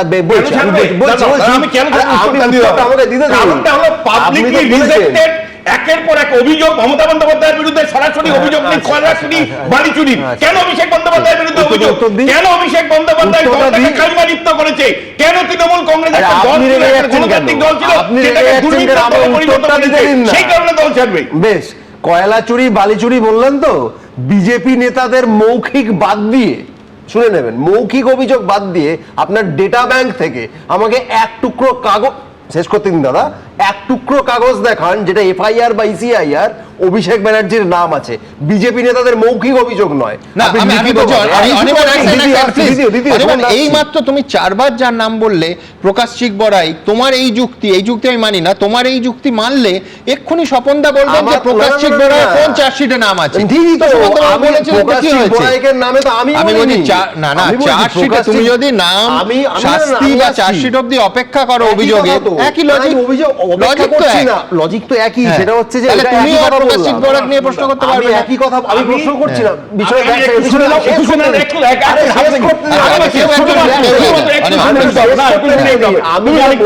বিজেপি নেতাদের মৌখিক অভিযোগ, অভিষেক বন্দ্যোপাধ্যায়ের ক্ষেত্রে মৌখিক অভিযোগ। আমি সবকিছু ছেড়ে দেন, শুধুমাত্র সই জালিয়াতি উনার নেতৃত্বে হয়েছে, সেই কারণে ওনার সরে যাওয়া উচিত।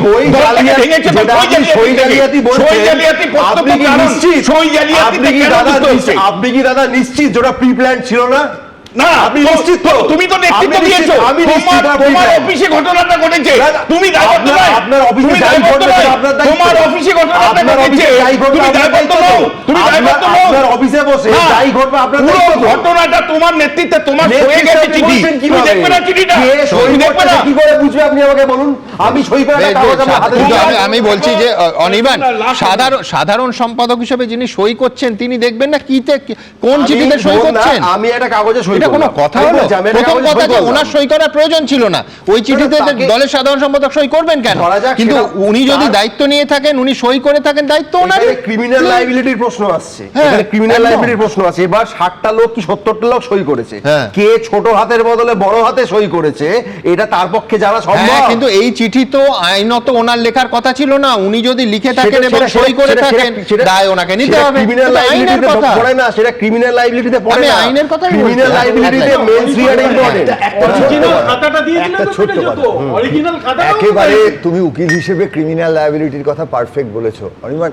এথিক্যাল লায়াবিলিটি বলে একটা কথা হ্যাঁ, আছে আছে তো। রাজনীতিতে। আছে, আছে, আছে। এইখানে যখন একটা রেল দুর্ঘটনা হয় বা এই শিক্ষাক্ষেত্রে যখন কোশ্চেন টোশ্চেন আউট হয়ে যায়, তখন একটা এথিক্যাল লায়াবিলিটি থাকে মানুষের। সেই রকম নিজের দলটাকে বাঁচানোর জন্য একটা এথিক্যাল লায়াবিলিটি থাকে। এমন কিছু বয়স হয়নি তাকে এক্ষুনি মন্ত্রী হতে হচ্ছে না, অলরেডি খুব বেশি পরিশ্রম না করে এমপি টেমপি সব হয়ে গেছেন। একটু অপেক্ষা করতেন, যদি আজকে যদি বলতেন আমি বেরিয়ে যাচ্ছি, তাহলে ভাবুন এই যে আজকে যারা ঋতব্রত তৃণমূল তারা কি উত্তর দিত, তাদের উত্তর আপনি পেতেন। তিনি উত্তরটা শুনে নিন। মুচলেকা যারা দিয়েছে তাদের খুশির জন্য আমরা তো দল চালাতে পারি না। তারা কি বলতো, তারা কি বলতো, তাদের বলার জন্য আমরা দল চালাই না। তোমরা ডুবতে চাইছো, তোমরা ডুবতে চাইছি, বিরোধীটাকে শূন্য করে দিতে চাইছো। মুচলেকা যারা দিয়েছে তারা বিরোধী তো, যারা মুচলেকা দিয়েছে তারা বিরোধী তো। বিশ্বনাথ দা, যারা মুচলেকা দিয়েছে তারা বিরোধী তো, তারা বিরোধী নয়। দেখুন, এথিক্যাল লাইবিলিটির কথা হচ্ছে, পরের প্রশ্নটা এথিক্স নিয়েই। তার কারণ যে গোটা এনসিপিআই বা একটা বড় অংশ যদি বিজেপিতে সরাসরি যোগ হয়ে যায়, সেটা হতে পারে 20, হতে পারে 22, কোনো দিন যদি হয়, তাহলে কিন্তু আবার ওই বিজেপির এথিক্স নিয়ে প্রশ্ন উঠবে এবং উঠতে বাধ্য, যতই দায়বদ্ধতার সংখ্যার হোক। আমি দ্রুত পরের প্রতিবেদনে যাব। সুখেন্দু শেখর রায়, সুস্মিতা দেব ও প্রকাশজিৎ বড়াই। রাজ্যসভার পদত্যাগে এই 3 তৃণমূল সাংসদ সরাসরি বিজেপিতেই যোগ দিয়েছেন। তারপর তাদের পদত্যাগে খালি হওয়া আসনে তাদেরই পাঠিয়েছে বিজেপি। এবার লোকসভায় তৃণমূলের বিজয়ী সাংসদরাও কি সেই পথেই হাঁটতে চলেছেন? আর ঘুরপথের সমর্থন নয়, এবার সবটাই খুল্লা। সূত্রের খবর, বিজেপিতে মিশে যেতে চলেছে তৃণমূলের বিজয়ী সাংসদদের এনসিপিআই। 21শে জুলাইয়ের আগে পরে 20 কিংবা 22শে জুলাই এই প্রক্রিয়া হতে পারে সূত্রের খবর। এ রাজ্যে তৃণমূল ক্ষমতা থেকে চলে যাবার পরই মমতা বন্দ্যোপাধ্যায়ের বিরুদ্ধে বিদ্রোহ ঘোষণা করেন লোকসভার 20 জন তৃণমূল সাংসদ। দিল্লিতে বিজেপি নেতৃত্বের সঙ্গে বৈঠকের পর এনসিপিআই নামে একটি দলে মিশে যান তারা। বিজেপি নেতৃত্বাধীন এনডিএ-কে সমর্থনের ঘোষণাও করেন। সূত্রের খবর, এবার আর শুধু এনডিএ-কে সমর্থন নয়, সরাসরি বিজেপিতে মিশে যেতে পারেন তারা। যারা 24 সালে লোকসভায় গেছেন, মানুষ ভোট দিয়েছে বিজেপি বিরোধী ভোট, দিল্লি গিয়ে বলছেন আমরা বিজেপির এখন বন্ধু হতে চাই, তাদের তো 5 বছরের জন্য মানুষ জিতিয়েছিলেন। তাহলে শুধু মমতা বন্দ্যোপাধ্যায়ের সঙ্গে বিশ্বাসঘাতকতা হচ্ছে না, শুধু তৃণমূল কংগ্রেসের সঙ্গে বিশ্বাসঘাতকতা হচ্ছে না, এই এমপিদের একজন ভোটার যে ভোট দিয়েছেন প্রত্যেকের সঙ্গে বিশ্বাসঘাতকতা হচ্ছে। এর আগেই 2/3 আসন না থাকায় মহিলা সংরক্ষণ বিল পাশ করাতে ব্যর্থ হয়েছিল মোদী সরকার। আগামী দিনে এই বিলের পাশাপাশি এক দেশ এক ভোটের মতো বিল পাশ করানো মোদী সরকারের টার্গেট। আর সেজন্য চাই 2/3 সংখ্যাগরিষ্ঠতা। 543 আসনের লোকসভায় 2/3 আসন মানে 362। বর্তমানে এনডিএর সাংসদ সংখ্যা 292। তৃণমূলের 20 জন বিদ্রোহী সাংসদদের এনসিপিআই বিজেপিতে মিশলে সংখ্যাটা বেড়ে হবে 312।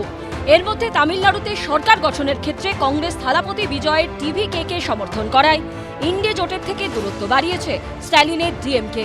মারাঠা স্ট্রংম্যান শরদ পাওয়ারের এনসিপি ও এনডিএতে সামিল হতে পারে বলে জল্পনা চলছে। সেক্ষেত্রে 2/3 আরও কাছাকাছি পৌঁছে যাবে বিজেপি নেতৃত্বাধীন এনডিএ। অন্যদিকে রাজ্যসভায় 2/3 সংখ্যাগরিষ্ঠতার জন্য প্রয়োজনীয় সংখ্যা 163। বর্তমানে রাজ্যসভায় বিজেপি নেতৃত্বাধীন এনডিএর সাংসদ সংখ্যা 148।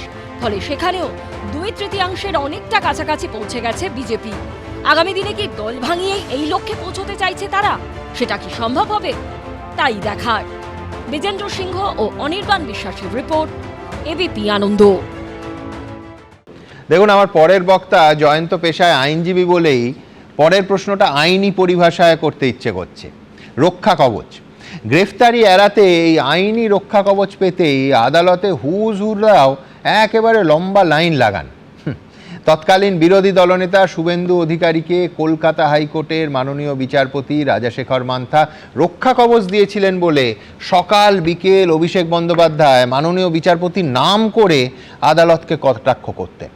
আবার 4 মে পালাবদলের পর সেই অভিষেক বন্দ্যোপাধ্যায়কেই রক্ষা কবচ চাইতে ওই সকাল বিকেল আদালতেরই, কলকাতা হাইকোর্টেরই দ্বারস্থ হতে হচ্ছে। আর ঋতব্রত তৃণমূলে গেলেই নাকি অলিখিত তৎকাল রক্ষা কবচ পাওয়া যাবে বলে এই তৃণমূল থেকে এতজন বিধায়ক একেবারে পরিমরি করে সেই দিকে দৌড়চ্ছেন। আমার মনে আছে 2014 সালে ফরওয়ার্ড ব্লকের সুনীল মণ্ডল, আরএসপির দশরথ তির্কে আর অনন্তদেব অধিকারীরা যখন রাজ্যসভার ভোটে তৃণমূলকে ভোট দিয়েছিলেন, তৎকালীন বিরোধী দলনেতা সূর্যকান্ত মিশ্র গভীর হতাশার সঙ্গে বলেছিলেন, কোট আনকোট, মানুষ তো বিক্রি হয় না, গরু ছাগল বিক্রি হয়। পাল্টা মুকুল রায়ের বক্তব্য ছিল তৃণমূল একটা অত্যন্ত স্বচ্ছ দল। সূর্যকান্ত মিশ্রের ওই ধরনের মন্তব্য নাকি বাংলার লজ্জা। আর ঘটনাচক্রে সেই বছরই রাজ্যসভায় গেছিলেন ঋতব্রত বন্দ্যোপাধ্যায় এবং বলেছিলেন যে গণতন্ত্রের ভুলুণ্ঠিত হওয়ার অভিযোগ আমি রাজ্যসভায় তুলতে চাই।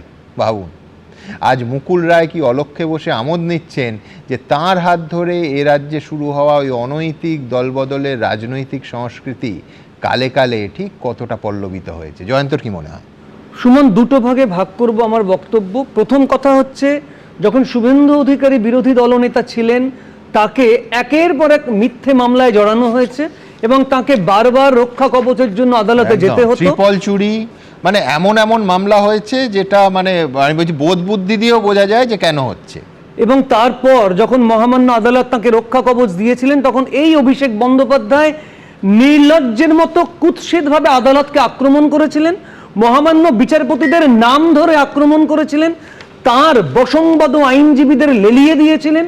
একের পর এক ঘটনায় কখনো তারা জজ সাহেবদের ঘরের বাইরে বয়কট করেছেন, কখনো তাদের ছবি মারিয়ে আন্দোলন করেছেন। আজকে হাসি পায় যে রাজনৈতিক সংস্কৃতিটাকে তারা কোথায় নিয়ে গিয়েছেন, যে আজকে তাকেই যখন তা পালাবদলের পর তাকে রক্ষা কবচের জন্য আদালতে আদালতে দৌড়তে হচ্ছে। তবে এখনো অব্দি শুভেন্দু অধিকারীকে আদালতকে গাল দিতে আমি দেখিনি। এটা গেল একটা দিক। দ্বিতীয়, সুমন, মিডিয়ার চমৎকার নাম দিয়েছেন কালীঘাট তৃণমূল আর ঋতব্রত তৃণমূল। সত্যি আমাদের সাধারণ মানুষদের হাসি পায়।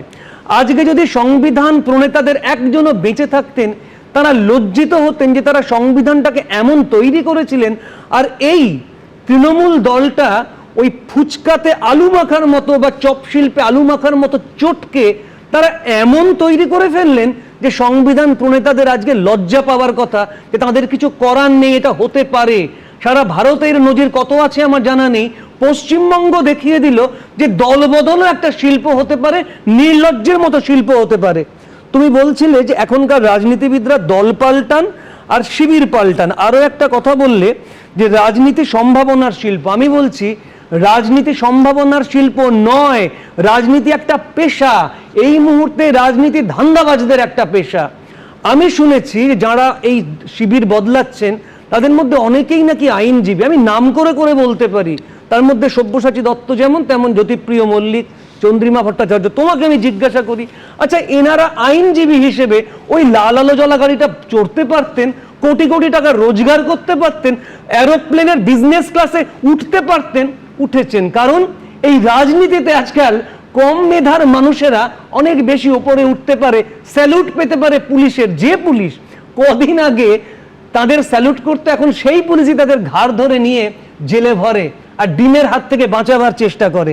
সুমন, একটা ভোট হোক তো, আজকে একটা ভোট হোক। আজকে যারা বলছে তারা তৃণমূলের মধ্যে কেউ কালীঘাট তৃণমূল বা ঋতব্রত তৃণমূল, একটা ভোটে জিতে তারা দেখাক তো এরা জিতবে। মনে রেখো 2,40,00,000 লোক কিন্তু তৃণমূলকে ভোট দিয়েছিল, অর্থাৎ তৃণমূলের একটা বড় ভোট কিন্তু রয়েছে। আজকে তারা কপাল চাপড়াচ্ছেন যে কাদের তারা ভোটে জিতিয়েছেন। আজকে আরেকটা ভোট এক্ষুনি হোক, আমি দেখতে চাই নিজের পরিবারের লোকও এদের ভোট দেয় কিনা। কিন্তু যে কটা দিন এনারা এই ভোগ আর বিলাস ব্যসনে কাটাবার সুযোগ পান, এনারা সেই জন্য এই শিবির বদলে নাটক করছেন। কারা এনারা? একজন ব্যর্থ আইনজীবী, একজন প্রাক্তন খেলোয়াড়, কাজ না থাকা অভিনেত্রী। আজকে একজন কাজ না থাকা অভিনেত্রী কদিন আগে সাংসদ হলেন, তিনি আবার দলবদল করছেন, সেটা মিডিয়াতে আসছে।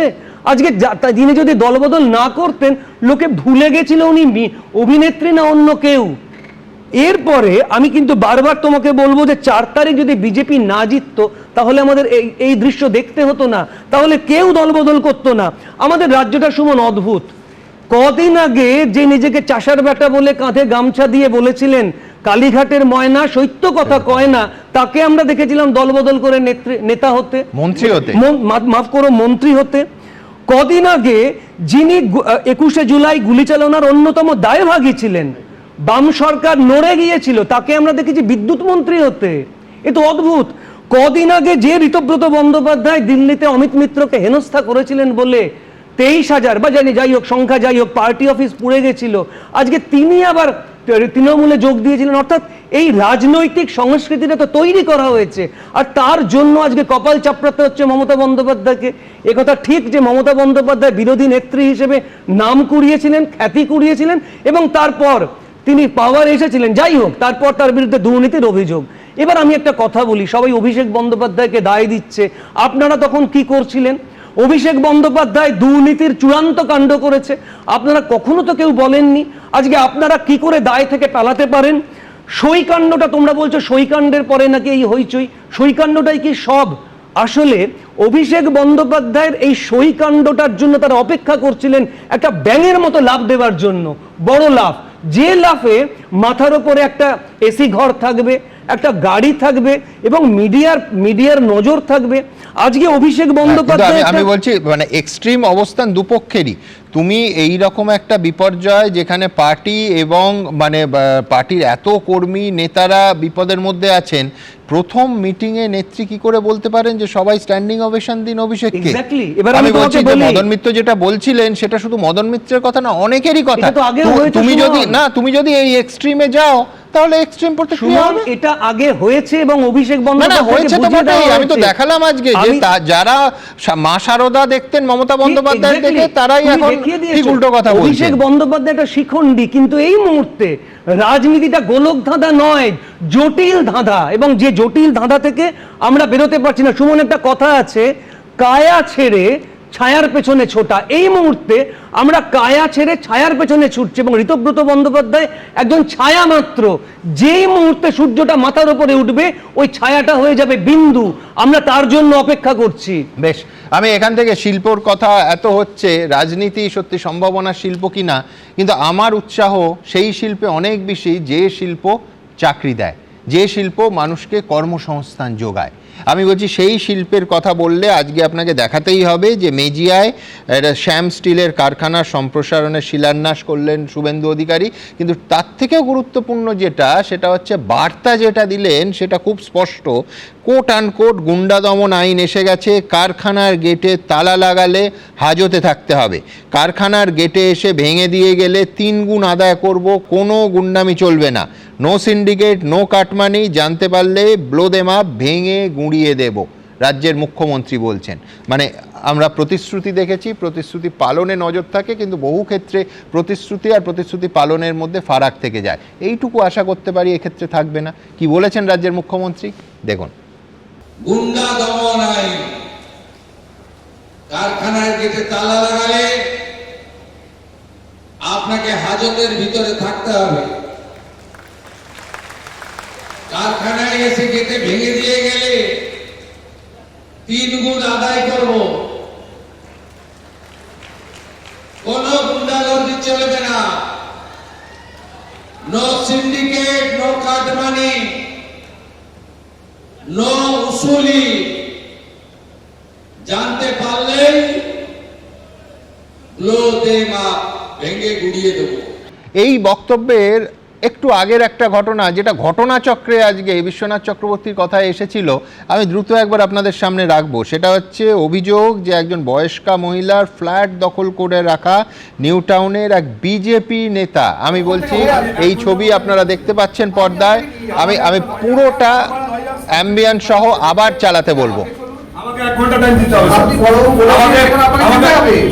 আমি কোথায় না করেছি স্যার? তাহলে চলুন, আমাকে শুধু একটা আমাকে আমার ফোনটা দিতে বলুন স্যার। আপনি সময় না দিলে আমি যাবো না, আপনি জোর করে নিয়ে যান।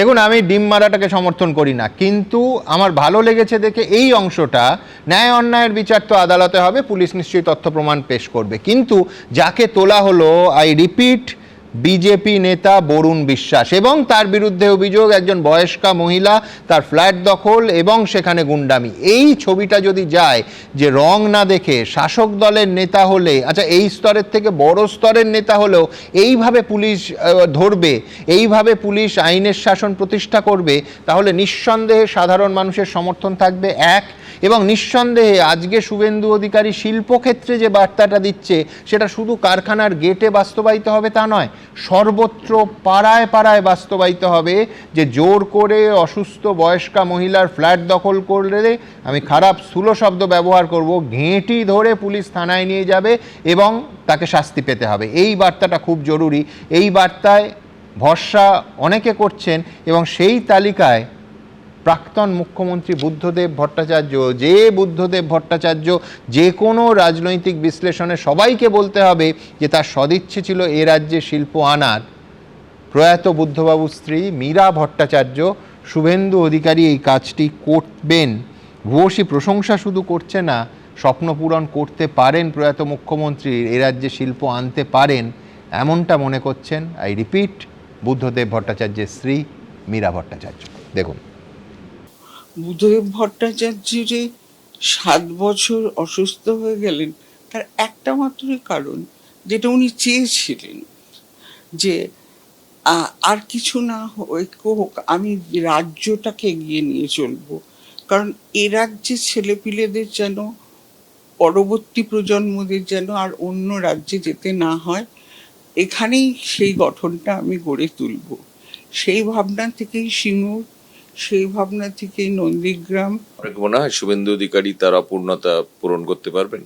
উনি নিজেই বলেছেন আমি ফিরিয়ে আনবই, মানে এখানে ইন্ডাস্ট্রি এবং নতুন প্রজন্মের ভবিষ্যৎ যাতে একেবারে সুরক্ষিত হয় তার চেষ্টা আমি করব।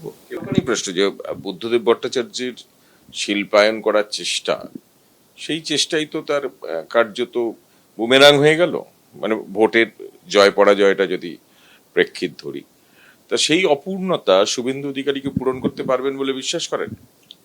আমার মনে হয় পারবেন, কারণ ওনার একটা অদ্ভুত মানে কি বলবো, যেটা একটা মানে জেদি মনোভাব, যে এটা আমাকে করতেই হবে রাজ্যের এর জন্য। আমি যতটুকু বুঝেছি, আমি রাজনীতির মাঠ প্যাচে তো কখনো যাইনি, কিন্তু আমি যতটুকু আমার দেখে মনে হয়েছে উনি পারবেন। দেখুন, রাজনীতি তো তার জায়গায় আছে, থাকবেও, কিন্তু সবার ওপরে দেশের তরুণ প্রজন্মের ভবিষ্যৎ। নিটের প্রশ্নপত্র ফাঁসের প্রতিবাদে সিবিএসসির খাতা দেখার বড় সড় গোলমালের বিরুদ্ধে লক্ষ লক্ষ পড়ুয়ার স্বপ্নভঙ্গের সমালোচনা করে যে মানুষটা গত 20 দিন ধরে ওই যন্তর মন্তরে অনশন চালিয়ে যাচ্ছেন, তার কথা আমাদের বলতেই হবে, সোনাম ওয়াংচুক। একটা লোক দেশের রাজধানীর, দেশের প্রাণকেন্দ্রে অনশন চালিয়ে যাচ্ছেন, অথচ কেন্দ্র সরকারের কোনো হেলদোল নেই। আজ অবধি কেন্দ্রের একজন মন্ত্রীও তার সঙ্গে দেখা করে সমাধানের জন্য পথ খোঁজার চেষ্টা করলেন না কেন? করা যেত তো। আমরা জানি কেন্দ্রীয় শিক্ষামন্ত্রী ধর্মেন্দ্র প্রধান পদত্যাগ করলেই সব সমস্যার সমাধান হবে, ব্যাপারটা মোটেই এই রকম নয়। প্রশ্ন ফাঁস এমন একটা ব্যাধি যা আজ গোটা দেশে ছড়িয়ে পড়েছে ক্যান্সারের মতো, আর তা উপড়ে ফেলতে হলে প্রয়োজন সার্জারি। কিন্তু সেটা করতে আমাদের রাজনীতিবিদরা, আমাদের সব হেভিওয়েট বড় বড় নেতা নেত্রীরা আদৌ কি ইচ্ছুক? যে মানুষটা এই ইস্যু নিয়ে লড়াই করে আজ কার্যত প্রাণ দিতে চলেছেন, সেই সোনাম ওয়াংচুকের সঙ্গে যা করা হচ্ছে, এই উদাসীনতা কি তার প্রাপ্য? গোটা দেশের পক্ষ থেকে, নতুন প্রজন্মের পক্ষ থেকে, তরুণ তরুণীদের পক্ষ থেকে এই প্রশ্ন রইল আমাদের।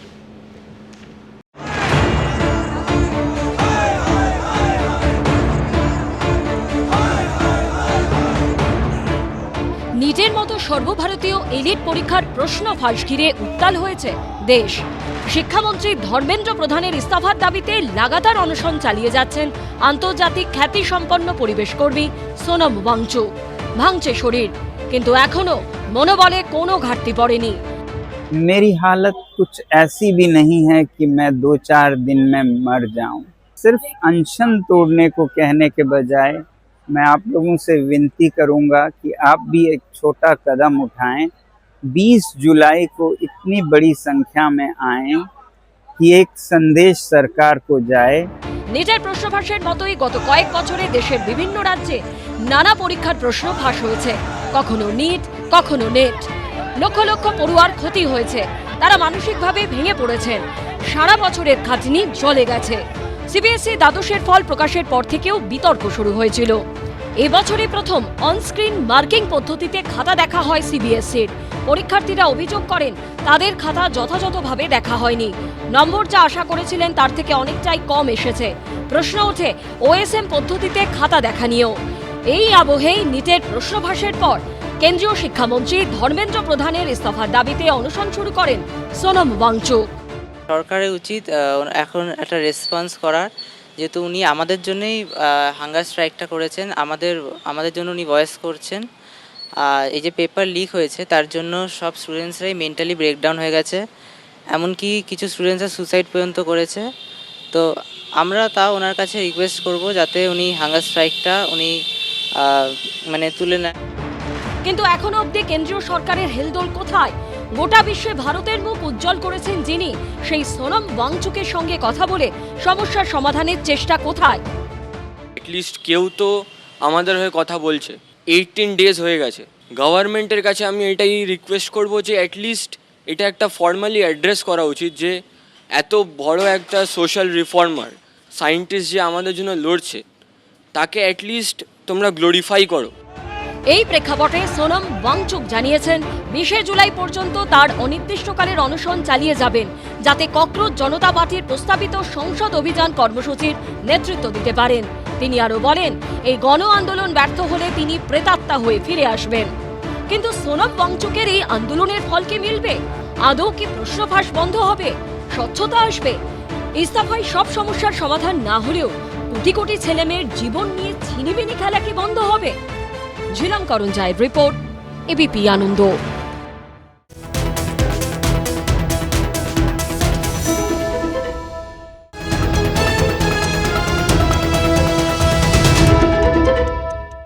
এবিপি আনন্দ, এগিয়ে থাকে, এগিয়ে রাখে।